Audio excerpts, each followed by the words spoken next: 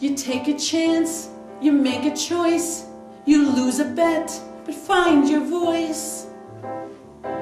You search for answers in the dark, for where you're gonna leave your mark. The stage is set, the way is clear, you take a step, and then you hear a voice in your head is saying no, no, no, and another voice is telling you to go, go, go, and another voice is saying that you're moving too slow, another voice is saying just go with the flow. Oh, trust yourself. It's the first day of my new job as a music therapist, and I am ready to rock and roll, because this is also the first job I've ever had that I think really means something, where I'm doing work that I believe in.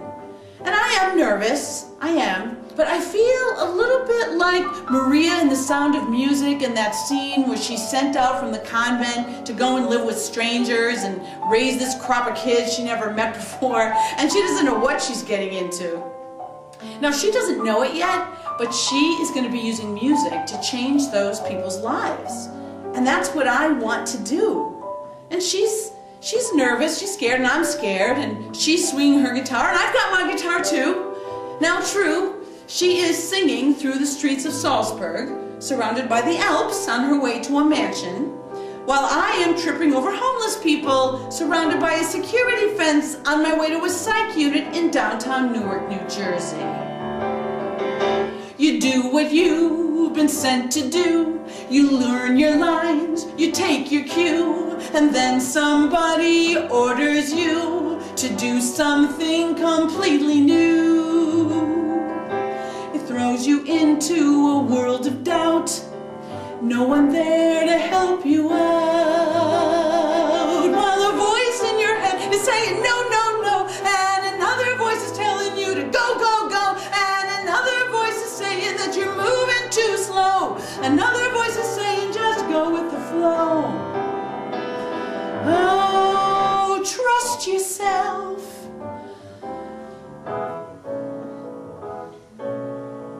All I know is everyone has something they're struggling to face, and everyone has memories they wish they could erase, and everything I've ever done has brought me to this place, and every song I've ever sung is somewhere out in space. Now, as it turns out, every day at this job was kind of an improvisation, like right from the very start. It's explained to me that while I was hired to be on a team of therapists, there have been a few changes, and I am the team. Yes, this is explained to me by the head nurse, Clarice. 6 foot tall, a real force of nature, kind of a combination Whoopi Goldberg, Aretha Franklin with a side of Oprah. And she's telling me what my day is going to be like. She says, by 9 o'clock in the morning, darling, we have them out of bed. We have given them their meds and they are fed, darling, and then they are yours to go and do your little arts and your crafts or whatever it is y'all do back there. Oh, don't look so scared, darling, we got your back. But I'm reacting to something I'm seeing playing out in the day room. A nurse is giving out medications. This psychotic patient comes out of nowhere, knocks over the drug cart, everything goes flying. 2 orderlies come out of nowhere, tackle this patient, wrestle him to the ground, and take him into a room. Now I notice that there are video monitors around the top of the nurse's station where they can see every inch of this unit on these monitors. And I see on one of them, they put this patient in restraints, and they give him a shot of something. And this whole thing takes maybe 90 seconds, and it completely takes my breath away. And I said to Clarice, did they have to be, so aggressive with this patient? And she just looks at me and she says, oh, you'll get used to it, darling. Welcome to Crazytown. And a voice in my head is saying, no, no, no. And another voice is telling me to go, go, go. And another voice is saying that you're moving too slow. Another voice is saying just go with the flow. Oh, trust yourself. Trust myself. Oh, I guess I looked afraid. I felt upset. I was upset, really, because, well, first of all, I didn't, go to school for 5 years and owe a gazillion dollars in student loans for a job to do arts and crafts, okay, to start. But welcome to Crazy Town. What kind of professional attitude is that? It really, really bothered me.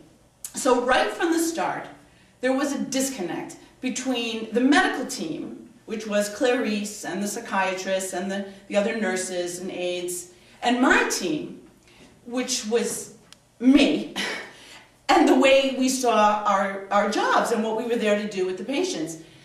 The medical team seemed to see our jobs as to keep the patients in line and get them to do what we think they should do, and to sort of treat them like children in a certain way. I really believe that our job was to be as creative as we could be to help people get back on their feet and work together on that. And I guess I was pretty vocal early on about how I felt about these things and how passionately I felt about them, because I wasn't there a week and Clarice takes me aside after a meeting and she says, you know, everybody starts out thinking they're going to change the world. And I was so uncomfortable when she said that. I was just like, what? You think that I think, oh, I'm going to change the world? Like I'm so arrogant that no, what? Not the world. Their world, maybe. If we worked together, if we were on the same team. I don't even say this to them out loud, however, because I'm not even 100% on my own team, if I'm honest with myself.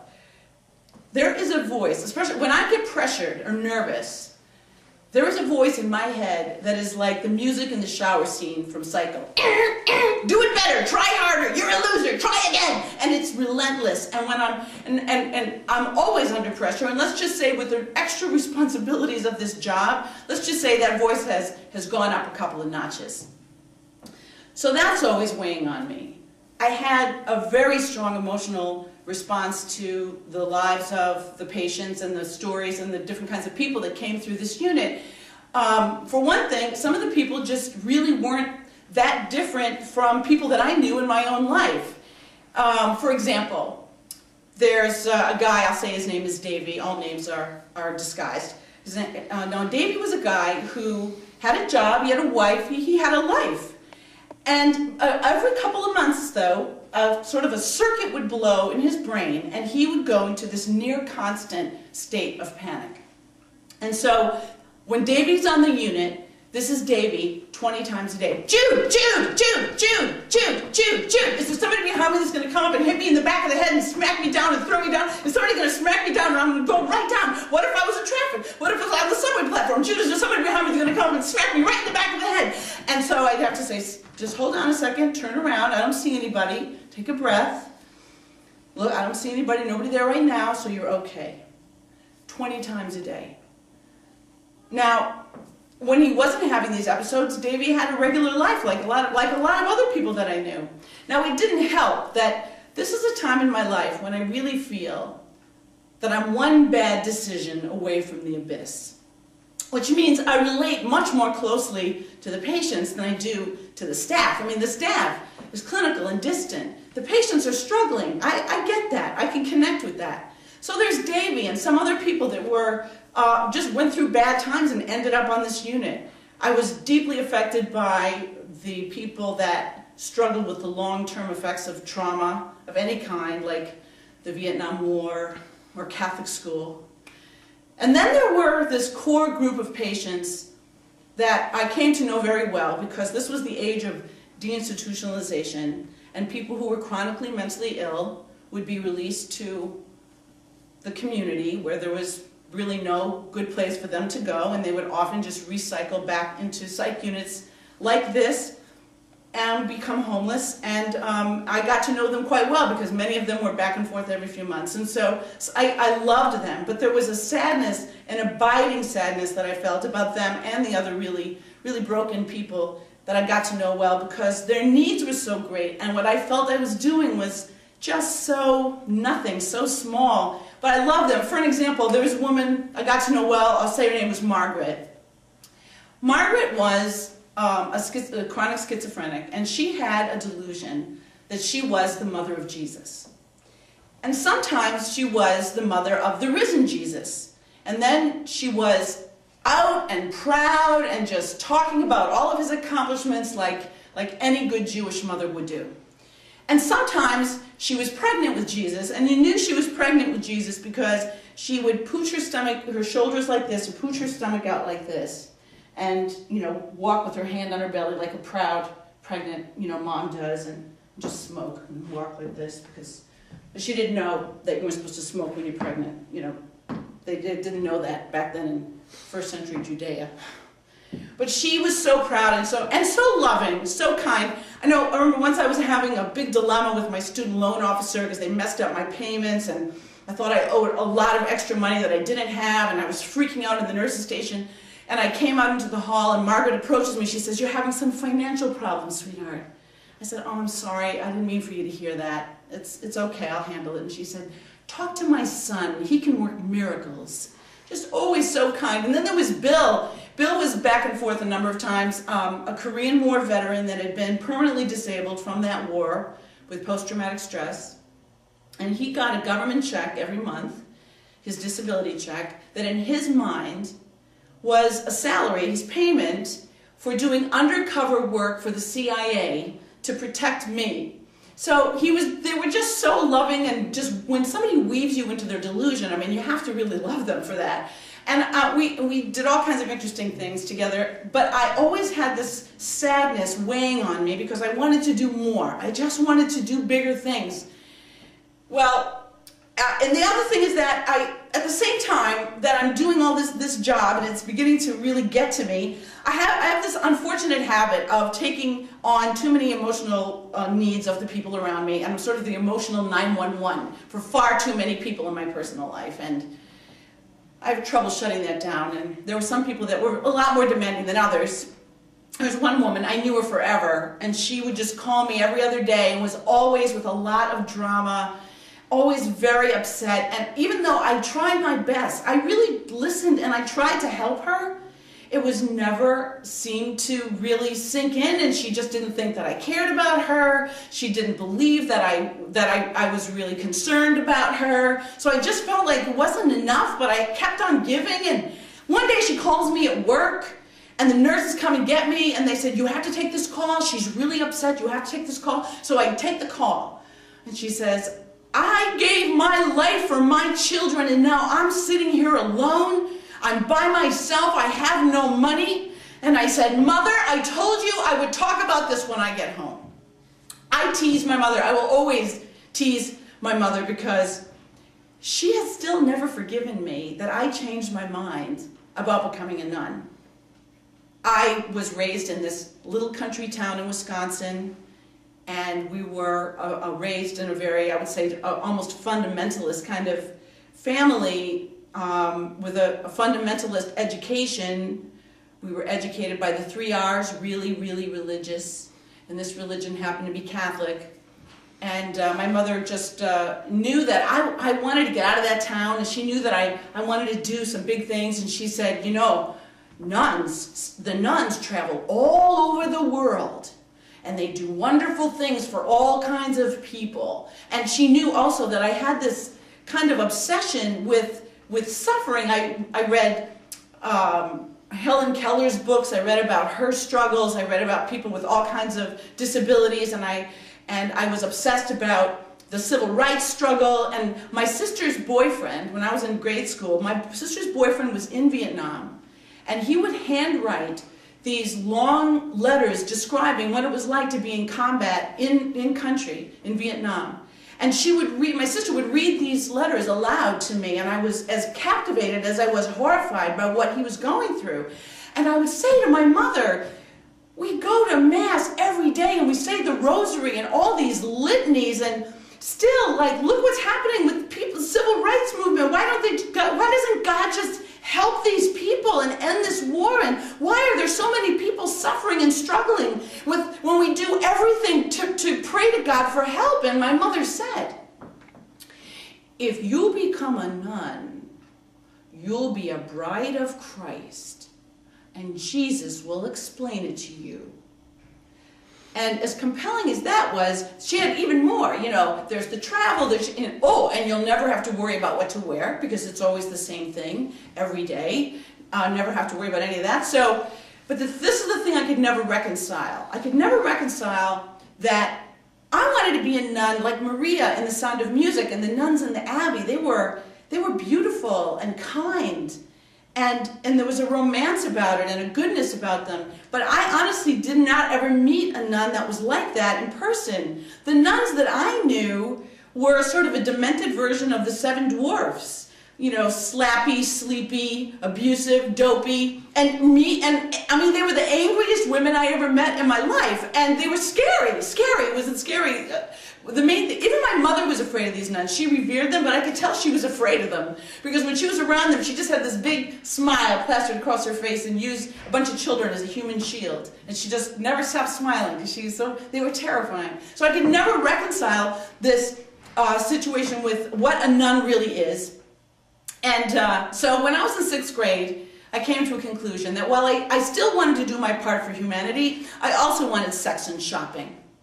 So here I am, in this job where you'd think I could channel some of that, activism into this job because the need is there. And when I'm with the patients, to be honest, I do feel like I'm sort of in my element and that I'm useful and I enjoy it.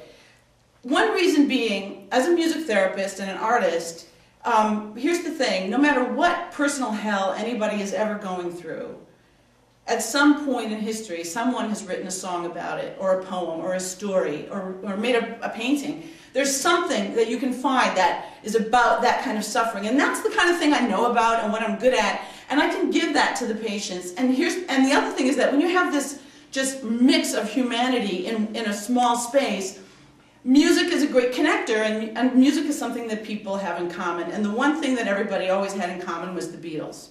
So we would sing Beatles songs, and that was a great part of the day for me. But when I was with the staff, this started out kind of awkward and got more and more difficult. And I have to take responsibility for my part in that. I truly do, for how I handled things. I had a lot of trouble accepting some of the way people thought.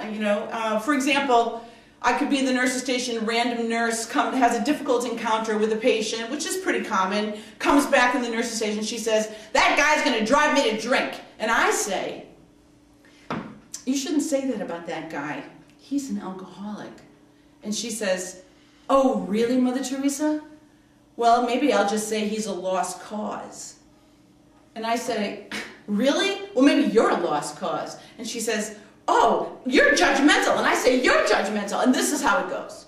This isn't going anywhere. Now, a normal person would just let this go. Let people think the way they think and do your own thing. But I have a voice in my head that won't let me let it go. Try harder, do it again. You can do it, you can change them. And so I can't let it go. I can't. There's this tension and I can't let it go. So here, this nurse one day, here Davy has one of his outbursts. And Davy's someone of whom I feel particularly protective. And he has one of his outbursts, and if he doesn't know your name, he'll say, you. If somebody come and smack me in the back of the head and knock me down, what if I was in traffic?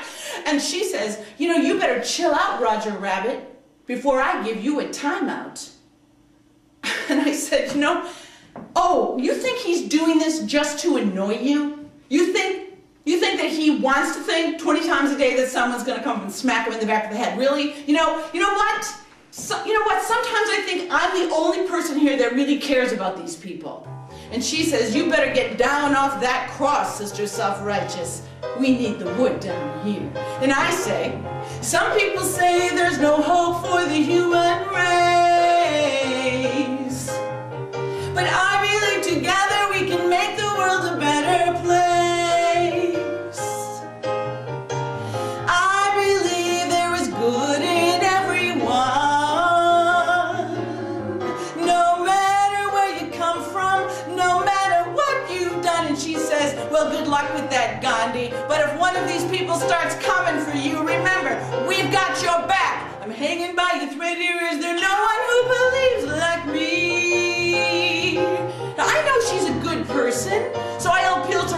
heart. I believe if you put love in what you do, that someday all that love will come flowing back to you. And she says, we are surrounded by drowning people here. And if you try to rescue one of them, they will drown you. So get down off your high horse, Yoko Ono, before one of these people knocks you on your ass. I'm trying to see the world the way that you see. I'm hanging by a thread here. Is there no one who believes like me? I know she's a spiritual person, so I'll go for the spiritual angle, right? I think there's a purpose. I think there's a plan. I believe that we can find some answers to all this crazy shit that we don't understand. But now she walked away from me, and now I'm just standing here talking to myself, and there is no one who believes like me. So that was with the staff. It was difficult, and and I had a lot to do with that. But when I'm with the patients, I feel at least like I know what I'm doing. So my favorite part of the day was the morning circle, the morning group. Everybody who's up gathers and meets, and what we do is sing some kind of a song, sing the blues or something. I got my guitar, and we get to know who are the new faces and two of the patients that came in during the night, and there's always a couple.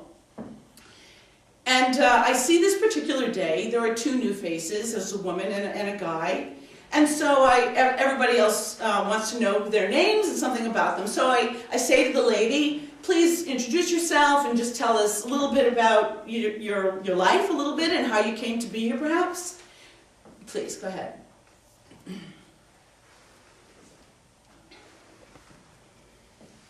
Well, my name is Dorothy. Excuse me, darling. My throat is very, very dry. It's very warm. My name is Dorothy. I'm just up from Boca Raton, where I was looking at a condo. Excuse me, darling. Are you my waitress? No, I'm not your waitress. I'm your therapist.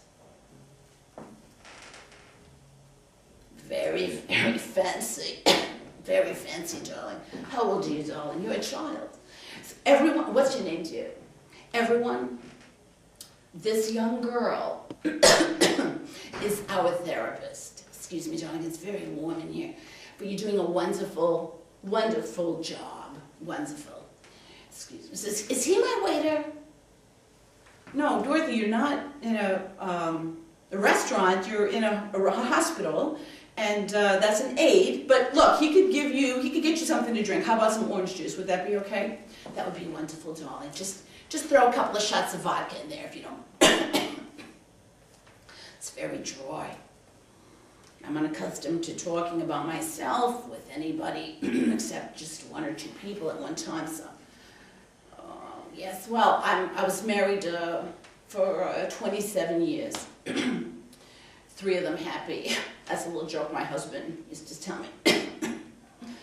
My husband died last year. It's been a very, very difficult year for me. Excuse me. Yes, it's been a very difficult year for me and very lonely time. So I started seeing this fella, Bob. And, excuse me, I felt better when I saw Bob, much better. I always felt good when I saw him. So I said, Bob, I'd like to see you a few more times a week if you don't mind. He said, sure. So I started seeing Bob 2-3 times a week, and I felt better. And I said, Bob, I feel so good when I'm with you, Bob. Let's move in together. And he said, well, Dorothy, I don't feel that way about you, and also, I'm your psychiatrist. And I said, what's with all the labels? People should just be who they want to be. Do who they want to do. Who's this cutie pie over here? Do you want to have a drink sometime, darling? You're so good looking. What are you doing in a place like this? You could do much better than a place like this. And she's talking about the other person that came in during the night, a young guy, early 30s, good looking, really built, tight white t-shirt, tight jeans. and a very tense look on his face because he's not very happy that she's pointing him out. He says his name is Roger. He doesn't want to, obviously he doesn't want to talk at all, but he's polite. Roger, darling, I'm going to tell you something. You are a very, very good-looking young man. You want to go out sometime? Because we could have a good time, you and me. Listen, Roger, you and I both came in last night, isn't that right? What happened between you and that night nurse, Joe?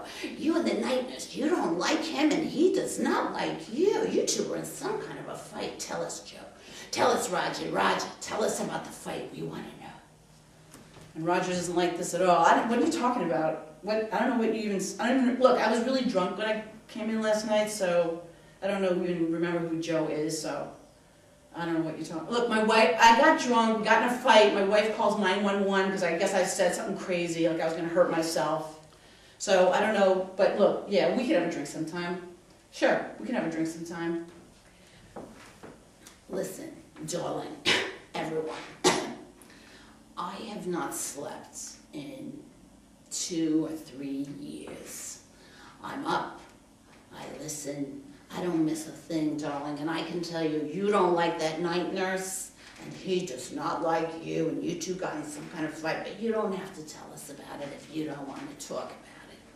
Well, as it turns out, Roger did have a lot of anger toward Joe, the night nurse, and he didn't want to talk about it in the group, and he didn't, but he did want to talk to me about it. And during the 72 hours that he was required to be on this unit, because he had been come in as a suicide risk, he spent all of that time, or as much as he could, following me around and talking to me, and he told me many his anger with the way he was talked to by Joe. He felt disrespected. He had problems, a lot of marital problems. He'd just been fired from his job. He didn't speak to his parents. A lot of stuff. And he said, you know, he never believed in therapy and didn't think that it could be of value to him, even though he had so many personal problems, but that talking to me was just entirely different than what he had ever thought therapy would be like. That he thought I was so open, that I was the only warm and receptive person in this place, that he felt that he could really open up to me, and that I had good insights and a lot of good resources for him, and he appreciated my help very much. And I have to say, with all the pressing problems that just never seemed to go away among so many other patients, it felt good to have someone say that I was helping them in a way that they could actually leave.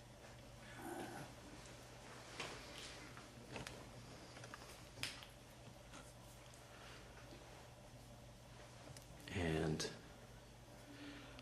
go. So who are you, cutie pie? What's your name? You know, you are a very, very good-looking young man. What's your name, darling?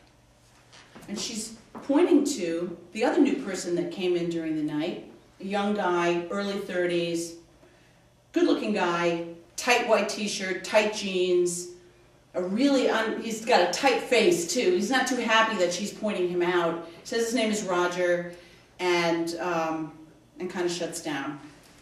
You know, darling, you want to go out and drink sometime? Because you are a very, very good-looking guy. You know, you could do much better than this place.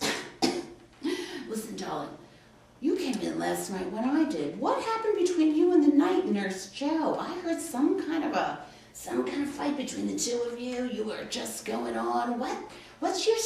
Tell us about you, and why did you like the night nurse? Why did she not like you? I don't know what you're talking about. Look, I was really drunk when I came in last night, so maybe something happened. I don't even know who Joe is.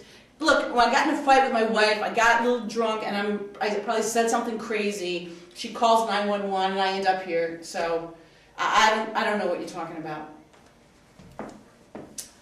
Darling, Roger, I want to tell you something. I have not slept in 2 or 3 years. I hear everything. I miss nothing. And I heard you get in some kind of a fight with that guy Joe, the night nurse. He doesn't like you and you don't like him, but you don't have to tell us about it if you don't feel comfortable doing that. Well, as it turns out, Roger did have an issue with the night nurse Joe, And he didn't want to talk about it in the group, but he did tell me about it in private. He was really angry with Joe, and he told me about a lot of other problems that he had during the 72 hours that he was on the unit, because he was required to be supervised for 3 days when you come in on a suicide risk.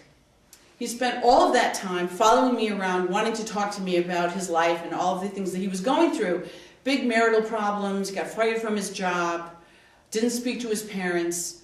And even though he had a lot of personal issues, he said he never believed in therapy. He didn't think therapy was a real thing and wouldn't work for him, but that talking to me was very helpful, that it was nothing like what he had thought therapy would ever be, that I was the only warm and receptive person in this place, and he so appreciated that, and that he felt that I had great insights, and I put him onto great resources, and that he could really use everything that we talked about. And I have to say that with all these pressing problems around me of people that I just didn't ever see getting much better, it felt really good to have someone say that they would leave here, and out of what we worked on, maybe they could actually make some changes in their life. Well, Roger was discharged on a Thursday morning, and about 2:15 in the afternoon, there's a phone call in the nurse's station for me. Now, this is a time of day and the nurses in a hospital where the day shift is coming off and the night shift is coming on. So there's a lot of extra talk and a lot of extra people around a nurse's station. So it's a little chaotic. I take this call. It's Roger. He's sobbing, hysterically crying. He says, my wife threw me out. I have nowhere to go. I really feel I'm going to hurt myself. I need to come in and talk to you. And you're the only person that really I can really talk to. Can I please just come back and talk to you? I don't want to be admitted. I just want to talk to you. Now, this isn't something we typically should be doing. He was our patient this morning, but he's no longer our patient. But at the same time, we had a relationship with him. So I go to Clarice, who's in the middle of a report with the other night nurses, coming on, and I guess I caught her at a weak moment, and I tell her that he wants to come back and talk to me, and she says, well, I think this fellow's manipulating you. And I said, well, of course you do. You always think that. All you guys think that if every time I want to do something a little extra, a little over what's usual for the patients, that they're taking advantage of me. You always think that. And she said, well, I don't like it. I think he's manipulating you. But if the chief of psychiatry says that he can come in, I will not stand in your way. Well, his admitting doctor was the chief of psychiatry, so I go upstairs and I tell him the situation. And he says, well, I think this fellow's manipulating you. And I said, of course you do. You guys always think that. You always think that if I want to go the extra mile for a patient, that somehow I'm being taken advantage of and they're working me over. And he said, well, look, he was our patient this morning. I'll monitor the situation. You could see him, but as long as you see him in an open space. Okay. So I let Roger in, goes past all the people talking in the nurse's station. We go back and sit in the day room. And I notice that he's not only not upset, no longer crying, he looks completely composed. Too composed. And it's unnerving. And I say, what's going on? And he says, I knew I could get you alone. And before I can even process what that means, Joe, the night nurse, walks in and he says, is everything okay? And I take a breath to answer, and before I even say anything, Roger leaps up from his seat, jumps on top of Joe, and he's on top of Joe, and he's choking him, and he's trying to kill him. And I know from my training that all he has to do is crack Joe's larynx, and he's going to kill him, and that's what he's trying to do. This happens before I can even draw breath, and I realize that all of this, I was a bait and Joe was a prey, and this guy is a psychopath and he's trying to kill him. Now, within seconds, nurses come out of nowhere. They jump on top of Roger. They pull him off of Joe. They take Roger into seclusion and deal with him. They take Joe to be treated in the medical part of the hospital. This is all over within 2 minutes, 90 seconds. And I'm standing there and I'm stunned. I don't know, how did this happen because of me? And I'm thinking, how could things go so terribly wrong when I thought I was so right? And just like that, an idea I had about myself since I was a young kid an idea I had about the world, about people, it's just gone. I don't know. I don't know where we go. I don't know.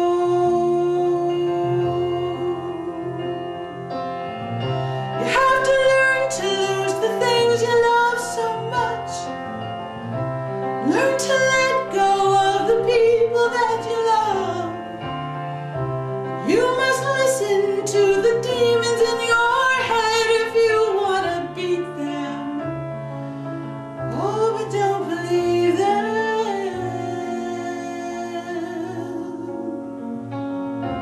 I used to think I knew, but I don't know.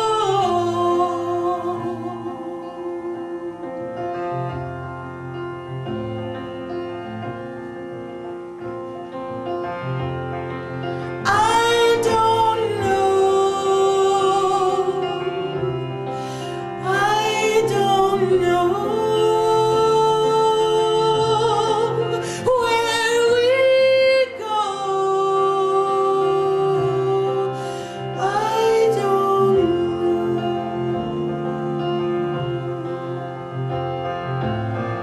You have to learn to lose the things you love so much.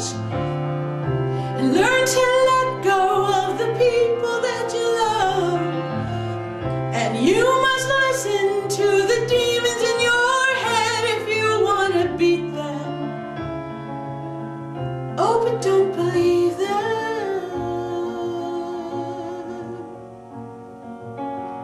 I used to think I knew, but I don't know.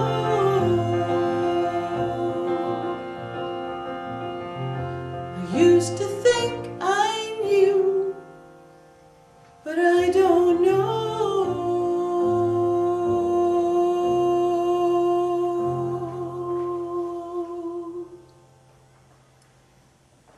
And Clarice says she wants to see me, and I know exactly what I want to say to her. So I go in there, and she says, you know, if it wasn't for her, the chief of psychiatry, this would never have happened, that I didn't have the power to let Roger back on the unit, so I shouldn't feel guilty or responsible, that it's their responsibility. And of course I feel completely guilty and completely responsible. So the first thing I say, I gotta get away from here. I've got to take some time off.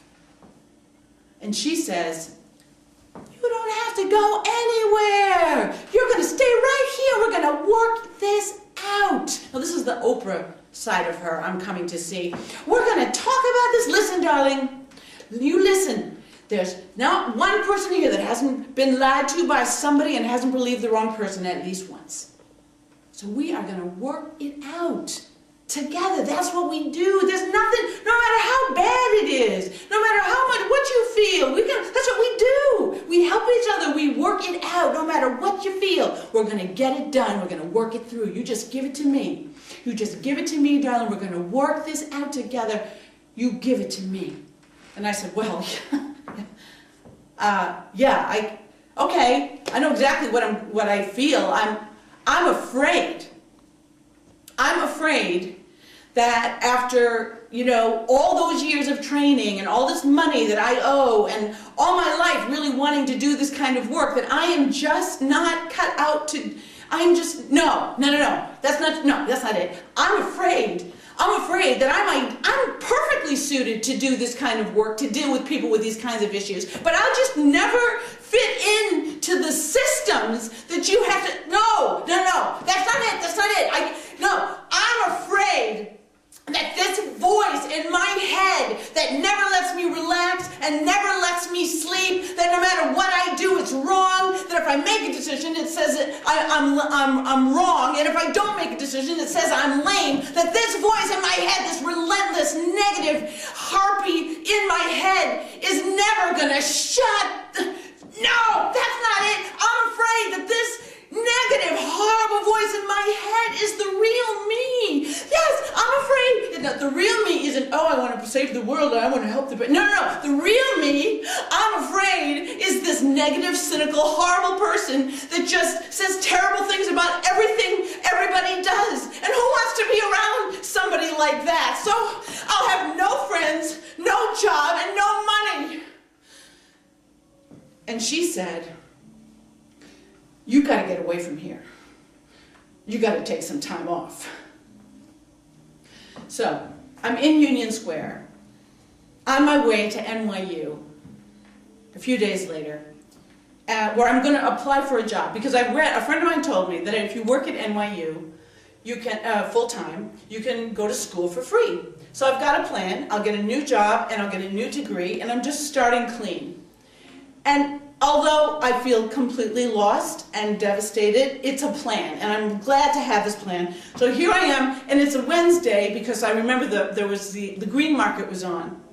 And I see, a few blocks away, I see a friend of mine from college, a friend of mine, someone I was really good friends with, and she was one of those 911, emotional 911 people that used to call me up with all of her problems, and you know, she would always want to talk about things that I just it wasn't great and fun to talk about, like how her boyfriend wanted her to do things that she wasn't comfortable doing, you know, like get a divorce or a real job. Anyway, I see her, Shar, she's like a few blocks away, and I don't want to talk to her because she knew me when I was just full of enthusiasm and empowerment and bullshit, and I don't want to talk about where I'm at right now, but she sees me and she's just standing there in Union Square. Oh my God, Judy Trader, look, what are you doing in Union Square on a weekday? How come you're not at work? It is meant to be for you and me to see each other after all this time. Oh my God, we're gonna go have a coffee, you and me. Look, over there, flavor of the day, hazelnut.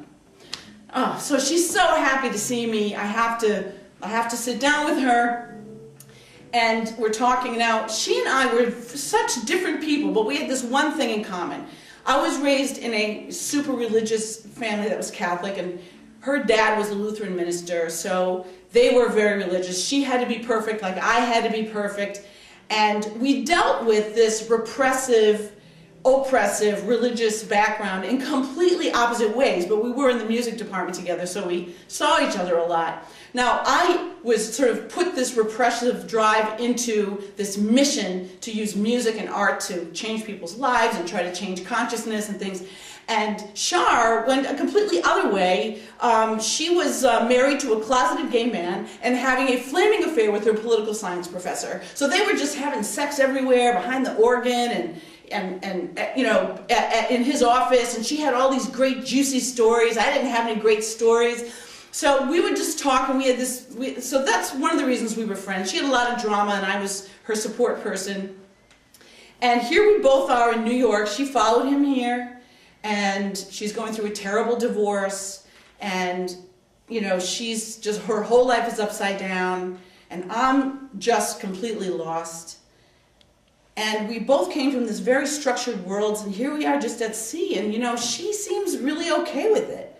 It's shocking to me, because she was always just such a hot mess. And she says, you know, you should see my shrink. She's very unconventional, you like her.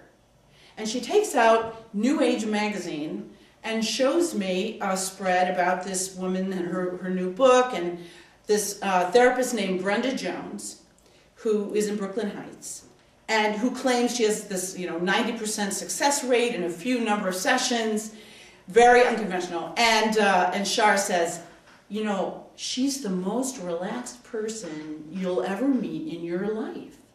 You gotta go see her. And I see, well, you know, Shar's really holding up pretty well for what she's going through. So I'm convinced. I'm gonna give Brenda a call. And I do.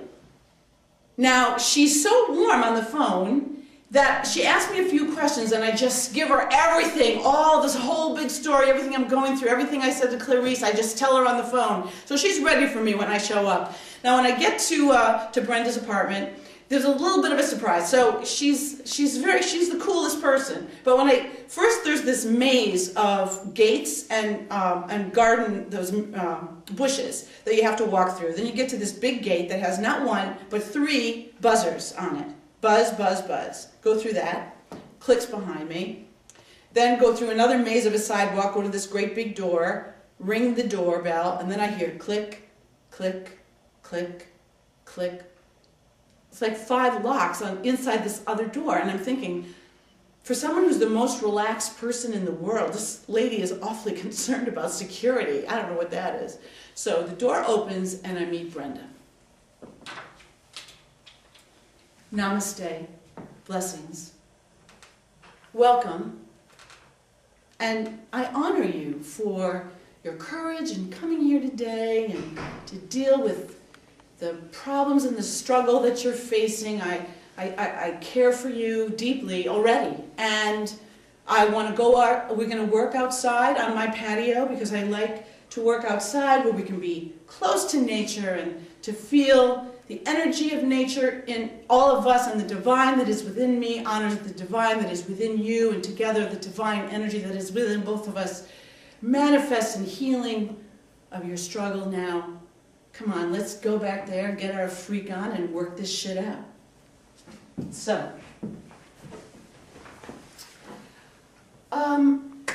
what shall I call you?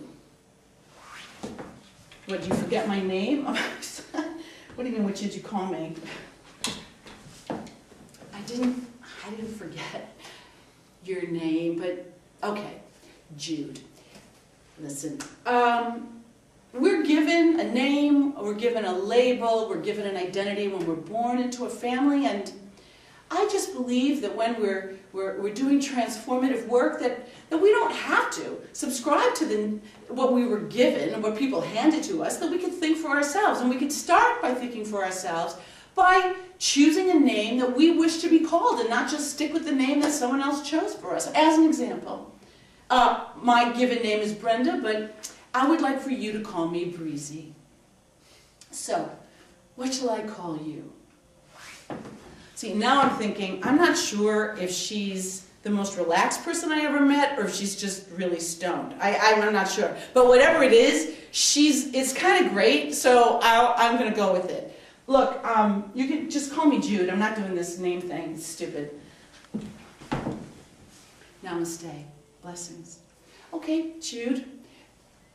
We're going to begin with this voice in your head, since you went on about it on the phone. We're going to start like this. I would like you to take that voice that's in your head and take it out of your head and put a face on it, put a persona behind it. I want you to give it a gender, an age. I want you to really flesh it out like a character in a play. If this was a character in a play, I want you to tell me everything about it, get it outside your head, and create this person. 1, 2, 3, go. Well, that's easy. I know it's a woman. I mean, I don't know if it's an old woman, but it's a bitter, bitter woman. She hates her life, and she just hates everyone, and yeah, she's a bitter, unhappy woman, and you know, she's got secrets. As a person who probably is like this persona that no one would know what she does behind closed doors. Behind closed doors, she's like drinking, getting high, and smoking cigarettes, and nobody would ever know that she was doing that because she's got this kind of holier-than-thou persona. Oh yeah, I get it. She enjoys crushing the souls of anyone that she can dominate, especially little children. Oh my God, I get it. She's a nun!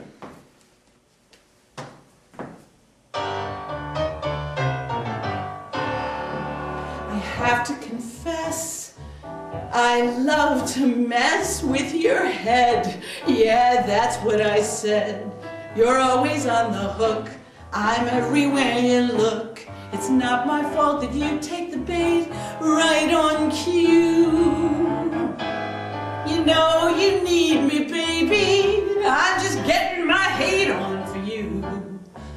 You remind me of little Susie McGrady, a 6-year-old first grader I hated on sight. Oh, she was one of those perfect children that, always did her homework on time and without mistakes, helpful to the other children, praying in church after school, a real brown-noser. And then one day she comes to me crying and she says, "Sister, it's my birthday and I planned a picnic to celebrate. And sister, it's raining. Sister, why is it raining?" And I said, "Well, because God is crying, dear." And she said, "But why is God crying on my birthday?" And I said, "Well, obviously because of something you did. You haven't a prayer, I'm always right there in your brain. I'll drive you insane. I'm here to enslave you. No angel can save you. You're going down no matter what you do. You know I'm gonna nail you. I'm just getting my hate on for you." But people ask me, how do I keep going in a job I so clearly hate? Well, I have my two best friends, Jack Daniels and Virginia Slim. But aside from that, I've already received my reward. My reward is having just once captured the heart of a small child, which I keep in a jar in a drawer in my desk. You're scared, and that excites me. If that's not right, then smite me. Call me the Marquis de Sade. It's such a revelation to taste your devastation. A tender, juicy leg of lamb of God. I've used some restraint, but I'm not a saint, and it's fun to see you on the run. You're under my spell, I'll make your life hell. I hate the sin, I hate the sinner too. The devil's at the gate, but I said he can wait, 'cause I decide your fate. I've never felt so great. I'm getting my checkmate on. It's game over till I'm through, and that's never gonna happen. I guess there's no debate on. I'm just getting my head on. I'm just getting my head on for you.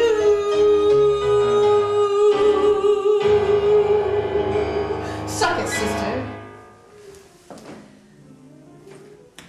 And I know this might sound a little cliche, but I said to Brenda, Breezy, I said, "Brenda, Breezy, you've really done something here." I have to say that even though it seems like a minor thing, but getting that voice out of my head and looking at it and just kind of understanding where it came from, I feel a little liberated. I think I could work with this. I think I could get somewhere with this. This is the first time I've had something like a breakthrough.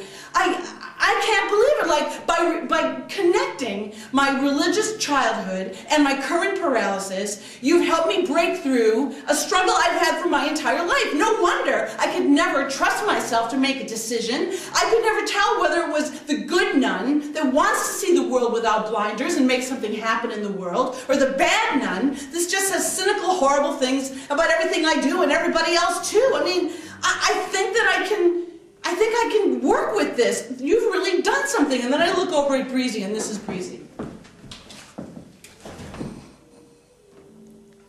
So, she looked so peaceful there that I didn't want to disturb her, but I couldn't figure out how to get out of that apartment because of all those locks.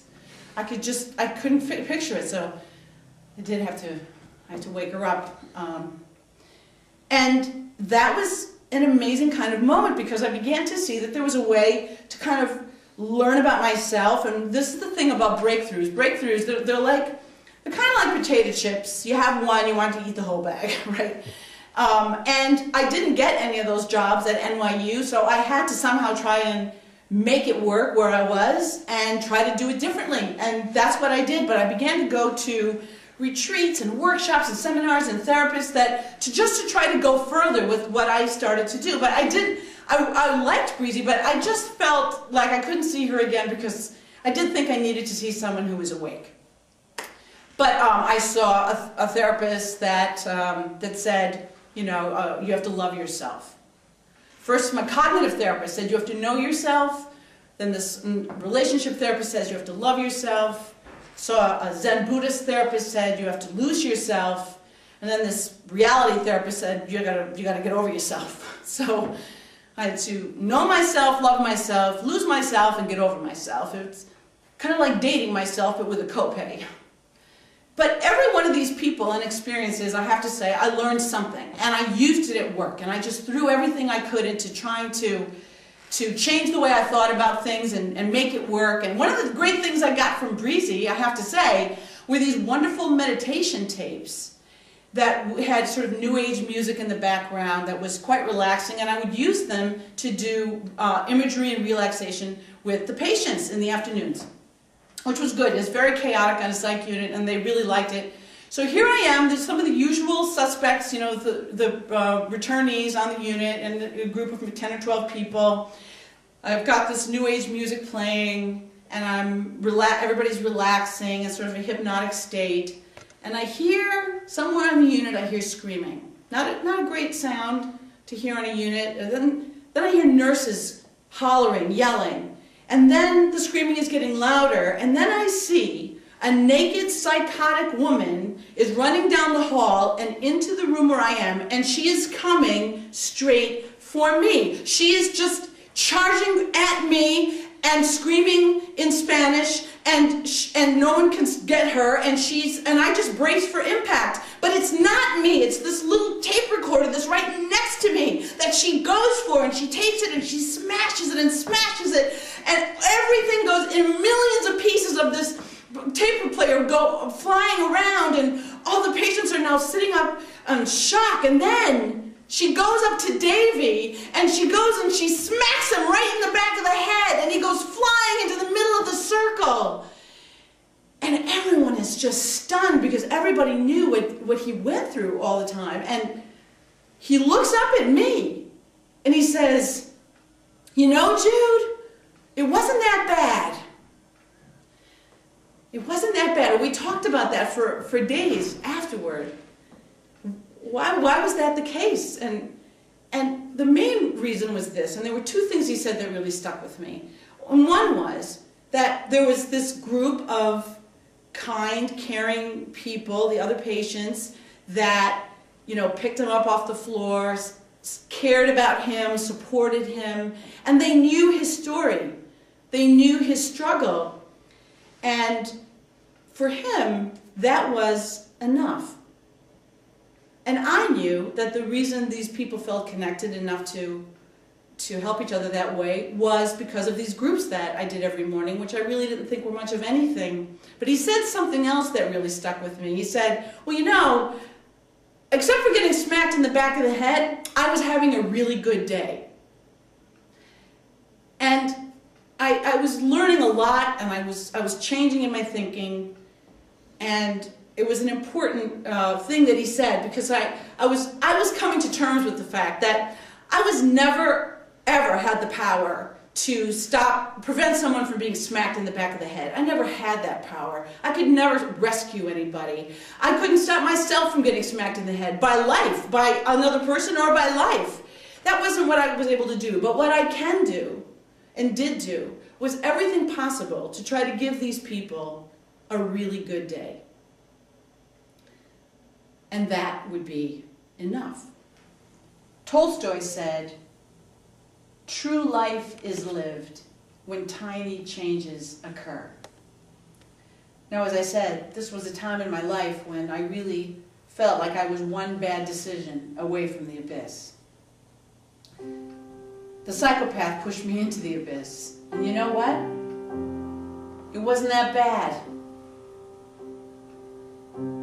Wandering through Union Square on a gray afternoon in September, I saw someone from home right there staring at me with a look I will always remember. And she said, "Let's sit down, let's catch up." have a cup of the flavor of the day. And we sat there for hours and spoke of the past and whatever happened to dreams that don't last, of old friends whose faces I couldn't recall, of hopes that are shattered, of shadows that fall. And we said, it's so crazy the things you don't know and the way things go. The coming in, the going out, the ray of hope amidst the doubt, the letting go, the starting new, the fear you will fail, the making it through, the time moving fast, the making it last. It's so crazy, the things we don't know, and the way that things go, and the way that things go.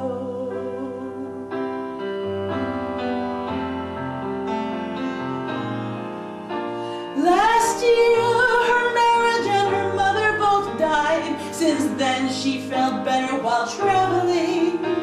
And when she asked me if I had a family, I lied as I felt my composure unraveling. And she said it was so good to see me again, that I hadn't changed since she knew me when. Time stretched before us like worlds without end, but I know now that nobody knew me then. And we spoke of mistakes and the blindness of love and the strange, unexplainable mystery of the coming in, the going out, the ray of hope amidst the doubt, the letting go, the starting new, the fear you will fail, the making it through, the time moving fast, the making it last. It's so crazy, the things we don't know, and the way that things go, and the way that things go. The coming in, the going out, the